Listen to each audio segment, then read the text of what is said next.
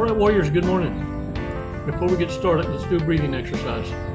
5 seconds, 5 Mississippis. Or you can, if you're under duress, Mississippi.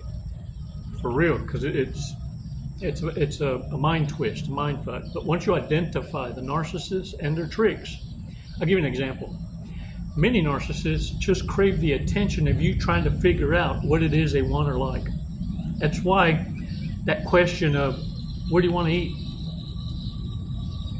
What does that do? Defer one to become the runner and the other the chaser.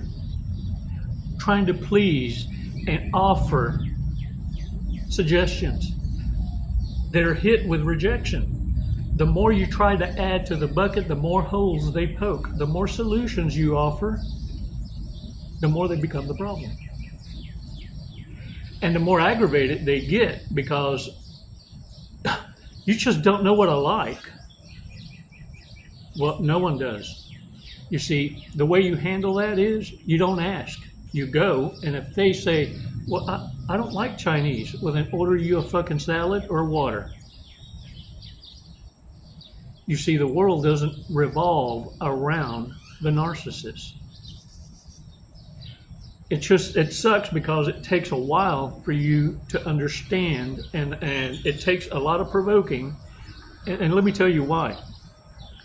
Because your asses have a high tolerance for pain and dealing with ignorance. Ignoramuses were around you since birth. For some of you like me, your first encounter with a narcissist, sociopath, psychopath was in the womb. It's all you've known. And so you're drawn toward the devil you know versus getting to know the new devil in style. The thing is, what narcissists fail to recognize is you now see through the game. And we're going to talk about what hurts narcissists but doesn't affect normal people. Yeah. And by the way, how many narcissists does it take to screw in a light bulb? 4. 1 to hold the bulb, and 3 to turn the stool. No, for real, none. 0, none. Because they all gaslight. Can I get a what? Let's do this. 5 seconds. And use this information to hold the line. To stand firm on the boundaries you should have had all along. You've always had them. And you've used them against total ass strangers. It's the no-see-ums underneath you that claim blood. We like family that got you. See, you didn't tolerate shit from anybody else. But thems, it's because they hid the no-see-ums, all the masks. They knew which one to pull out at what time. 5 seconds. Let's do this.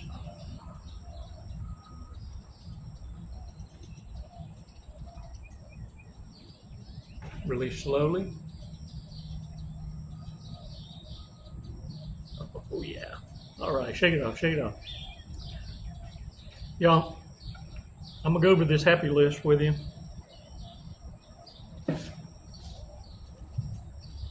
One of the things that we need to pay attention to is this. Narcissist parents are in competition with their own kids, especially if it's a single mother. They're in competition with the daughter. Think about it. They're actually looking for the same attention and validation from the same group of men when they should be spoiling the grandchildren, making French toast, pancakes, talking about the family's history, educating the cheerists as the parents go to work, or at least doing their part to spoil them. Because let me tell you what happens. When you raise your children right, you enjoy your grandchildren. When you raise them wrong and allow them to be raised by the streets, you're going to be raising your grandchildren. One other thing is, when children move out and start spreading their wings, gaining their own independence, this is when the narcissistic parents find that to be a threat because they've built a codependency in you. Now what they're looking for is that they manipulate you in the right way to become a son husband or a daughter, that no matter the abuse, blood is thicker than water. And you don't realize until you hear it from someone like me and other coaches that are badass out here creating content to save lives, that lets you know that blood relations only makes you related. Doesn't mean you're a pincushion, a punching bag, an emotional tampon for another. And what narcissistic parents want as a life goal is for you to see them as a threat to appease the unappeasable. You feel me?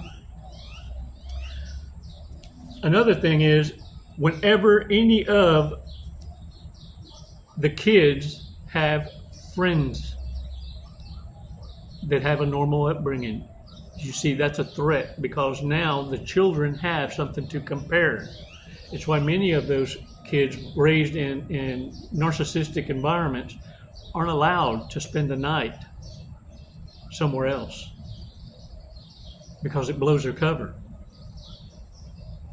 They've normalized the chaos in your life, and it's a threat for you to see what actually is wholesome, a loving environment where parents both participate in engaging and encouraging their children to become independent. And not only independent, but give them what they need to become better than them. And look, they'll suffocate the hell out of the unhealthy. They take advantage of it. And they'll use other siblings to stand their ground and triangulate the scapegoat because it affects all of them. Now, another thing is they can't stand for you to have any kind of normalcy, consistency, and happy. They want to kill you happy. They hate happy people. And because of this, anything you achieve or succeed in, they're going to try and deflate. They're going to try and pull that rug from under you. They won't go to your graduations. They won't go to your football games. They won't meet you at the airport. They won't even offer to pick you up. Or they offer to do all of that and ghost you. Something more important came up. And the thing is, it's crazy though, but they get pissed off when you do better work than they do in the work environment, in the workplace. It's why gray rock is so important. Understand something. Narcissists are the only ones that want to create an environment of family. A balanced employee-employer relationship is keeping that divide where it belongs. You're there to make a return on investment, not make friends, not find your husbands and wives. And when you can keep that separate, you can't be manipulated into the family. It's now team. And you don't bring the team mindset into a relationship because that is where the two become one. It's not a partnership. The two become one. It's not, I make more than you, I have more authority, and my word is 10 times yours. The two become one. It doesn't mean that one makes income, one's a shot caller, the other's subordinate. Respectful cooperation. And narcissists want to keep the divide. It's always a competition. They call it the backup plan. It's always been a relationship and a threesome when you've been with a narcissist. And look, the narcissist not being seen as the shot caller, the top dog, the go-to, the pillar, it's going to make them feel threatened and challenged, not only by you, but you'll start to see how they try to insult you in little ways. Like, well, go ask Chico for permission. Apparently I have no authority. You see, their sarcasm hits a dead end. When those that respect you go, you know what, you're right.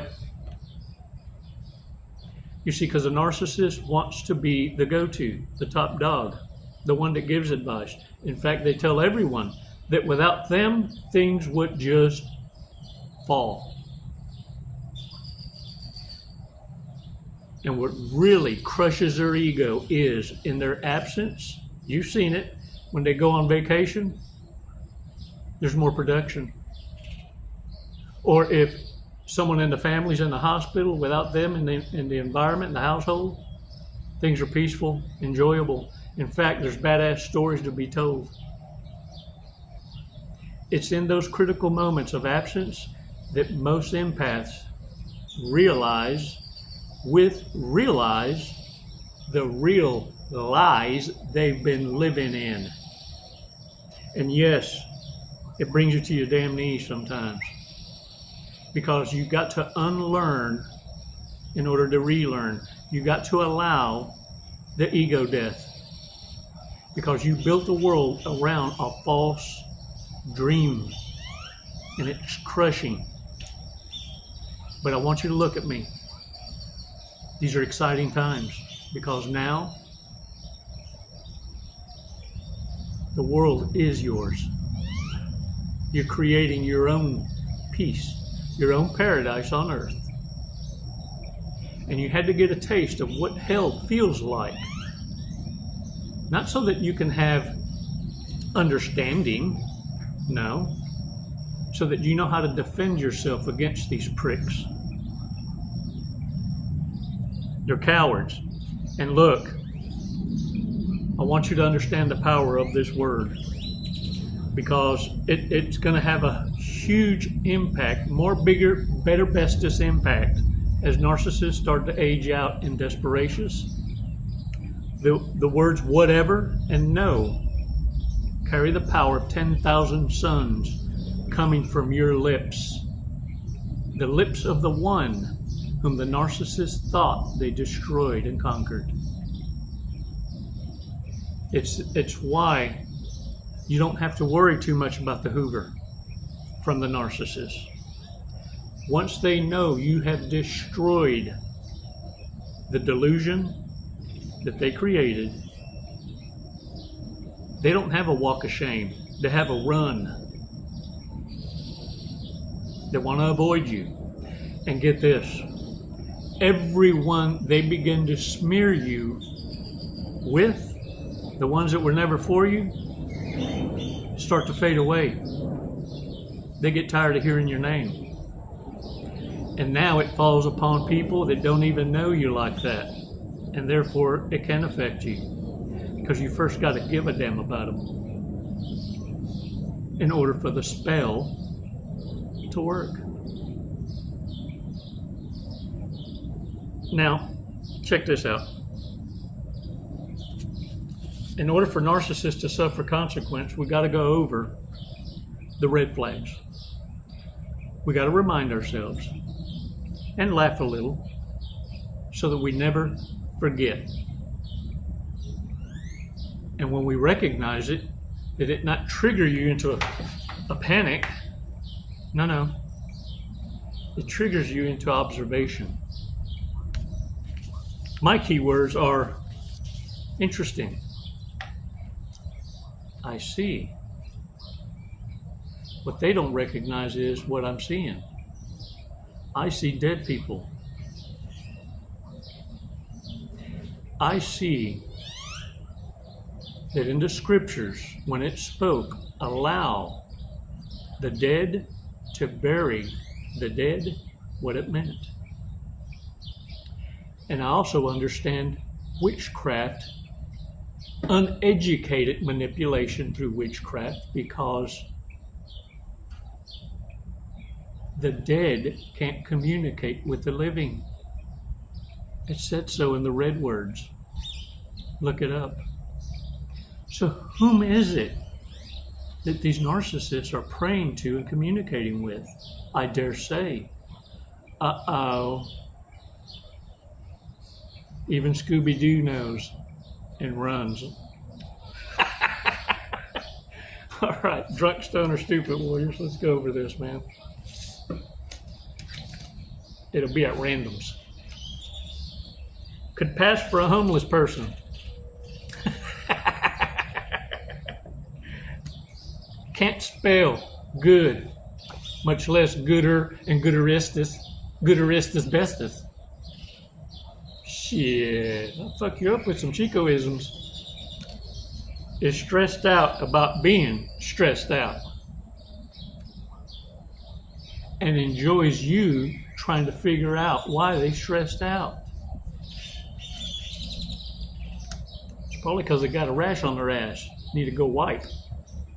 Will eventually burn down the house. Yep, that's my first one. Insurance fraud. That's the only way they can make a come up. They gotta have a lump sum. Y'all better watch it, because they're cashing out life insurance now. The desperation is real.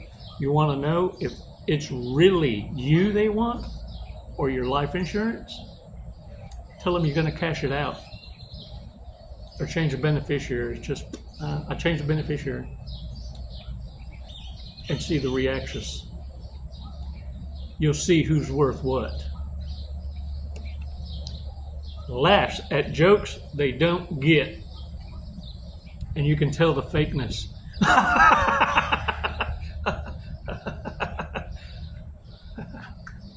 Yeah. They lack intellectual capacity to communicate their own thoughts, much less catch the joke. Or they are offended because they think it's about them. And it might be if they're guilty and convicted. Hey, look, what narcissists do best is this. They're always looking for a reason to be offended. It's why when you give a little, it doesn't calm them. They go searching for another trouble, another fight. It's the engagement of getting the attention for someone to give a damn enough to calm them down. The minute you throw your hands in there and go, man, you know what? You're insufferable. Get the fuck away from me. Do they put on the victim mask? See, you're just like them. Like I said, how many narcissists does it take to screw in the light bulb? None. They gaslight. Warriors, get out there and own it, man. You're badasses. You see what I see. We're just here to remind each other. You're not learning anything you don't already know. You may not put it into words and such, but that's fine. What's needed to be understood is you're not the only one. You're not alone. And there are warriors amongst you waiting for you to change that uniform. Because when you dress like them, act like them, and surround yourself with them, you're labeled as one. No one knows you're the scapegoat but you. Start operating like the warrior you are. A warrior who would deliver consequence against their enemies, but exercise humility and love for those they defend. You see, you don't wear a mask. A warrior just dons his helmet and carries that shield and a spear. And for good measure, because you always got to pay the insurance, the swing of the sword.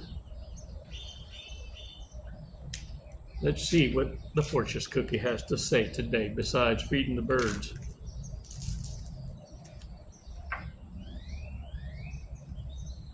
All right. Be prepared to accept a wondrous opportunity in the days ahead. As soon as you do what you need to do for your own life, you're the only one that I can say beyond a shadow of a doubt, the grass is greener on the other side. You'll have reversed the aging process. And 5 years from now, when you look at the narcissist, you're going to wonder, what in the hell was I thinking? It's like they age 10 times faster because of all the anxiety, all the insufferableness, all the hate. You realize how much energy it takes to wake up angry? No, you don't, because it's not you. You wake up full of love, so much it runs over your cup. Warriors, never, ever change that about you. It's what narcissists are trying to destroy. It's never goodbye, warriors. I thank you so much for your support. Stay awesome. Looks good on you. Hold the line and start to engage those, only the ones that challenge your boundaries, because those are the ones that just told on themselves. And to the rest, defend them. They're the wounded warriors amongst you, observing by your actions, not your words, exactly how to handle the dumbasses with crowns, the narcissists. You're doing a great job. Keep your foot on their damn throats. Don't you back up. You'll have hell to pay. Look at me. I'm proud of you. Every single one of you. If you want to talk some more, reach out to the girls in the office. Down below is an email where you can reach out for coaching. If you just want to support the channel, because of the countless videos available in the Chronicle Library, your blessings are welcome. They mean more to me than any handout from a dumbass with a crown. We give each other powerful gifts that inspire us to continue the good fight. Now you know where to invest. And narcissists are going to hate you for it even more. Mando besos y abrazos. It's never goodbye, warriors. It's always until next time. Namaste. The wastelands through the highways, and on we'll go.